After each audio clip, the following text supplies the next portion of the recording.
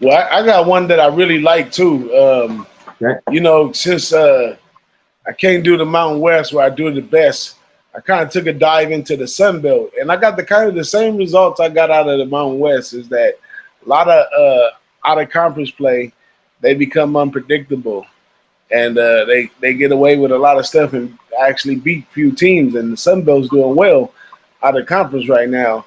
But this one right here is more of a conference game, as we got Georgia State and the Ragin Cajuns. Now, last week we was on the Ragin Cajuns real tough, but we knew that what the issue was going to be with Iowa State. And I think Iowa State may be a team that's just totally playing down, because after the numbers came in for Louisiana, now no doubt that team played really tough as expected, but I say they probably could have run it up a little bit more and didn't.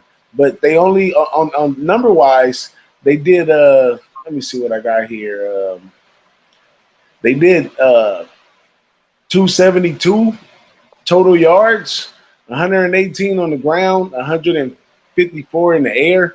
Now that's real efficient play right there to come out with the victory in that one. So I think that maybe they're not as high power offense as we thought they were going to be coming into this, and going into this conference match right here with Georgia State.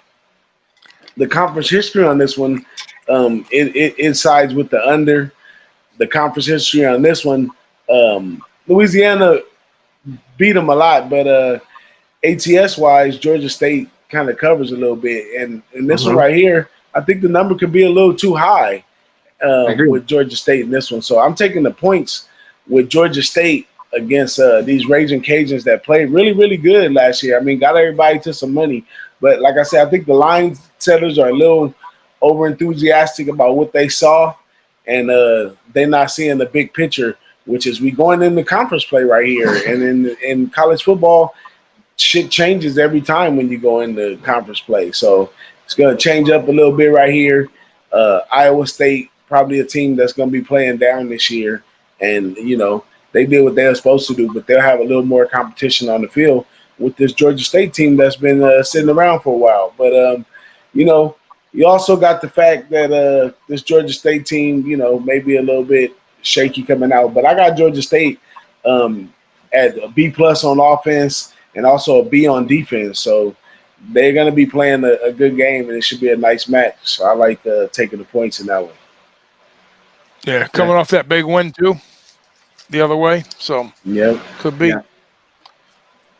But I don't think the chat doesn't agree with me at all. They say, everybody's on that. Said I'm taking the Cajuns. Recency bias. Yeah, recency bias. It happens. But, when it comes down to college football, you got to watch. Sometimes when you look at it, you can only see it one way, and that's the only way I can see it. I think that number is too high. If it would have been more around 10 or 10.5, something like that, then I would have been leaning more to saying maybe the Cajuns run away with this one. But putting it way up there, it's just too much bias in it. Yeah. Yeah. And also, I agree, boss. Totally with your assessment. I love the Ragin Cajuns last week. I just think the number's a little high here. Georgia State went 7-6 last year. Last year they opened the season, beat Tennessee.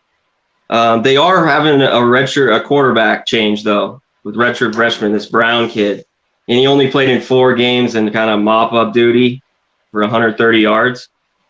Didn't throw a TD with interception. That's their only kind of question mark. But bringing back 16 starters to a team with Georgia State, you got to lean with the points. I think here too. Yeah, and that's not to mention that they got 4 experienced offensive line on there. So in this one, I was for a while I was leaning to the over. When I seen the number, I kind of leaned more toward the under, just because it's a conference game. I expect Georgia State them to take their time. This happens in college football all the time. When it comes in the conference game, the public is thinking, oh, we about to have this exciting game that's going to go crazy. And the good coaches are thinking, hey, I'm going to take my time. So either way it go, I have a chance to stay in the game the whole way. So I think they're going to slow it down a lot more than, 61 points. or something like that for the over under, and I like the under in that one as well. Okay. Yeah. Yeah, I don't think it's going to be a matter for this team to stay focused, the Ragin Cajuns, because I think they're with Napier. He's a locker room. He's a solid locker room coach. The players out there buying in. It's a pretty decent number, but I don't think they're going to have the average letdown because they're playing Georgia State and they're coming back the other way. I think this team's a little bit built a little differently. If it was a smaller, even though they are a mid school, I think if it was a lower level team, they might have had that issue. Maybe like Arkansas State.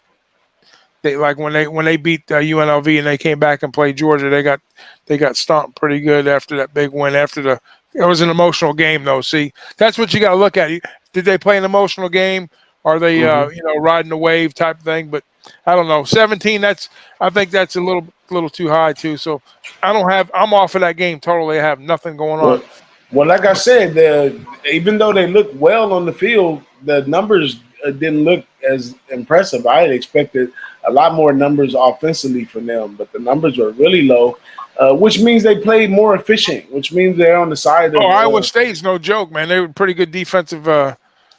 Iowa State's got a good defense. Yeah, but they lost a few pieces on the defense too over there. But, yeah, they do have pretty good defense. But when they wanted to open up and throw the ball downfield, they did a good job getting that ball downfield down there. Now they playing against this team right here. Like I said, 8 back on offense, 8 on defense, and the secondary's gelled a little together. I think these guys can't wait to hit field. And as far as the under is concerned, all you looking for is a first quarter that's 0-0 or 3-3. That knocks the whole when those numbers go up into the 60s. 1 quarter of no scoring throws that whole total further in your pocket than out of your pocket. So yeah, I like those two right there in the Sunbelt.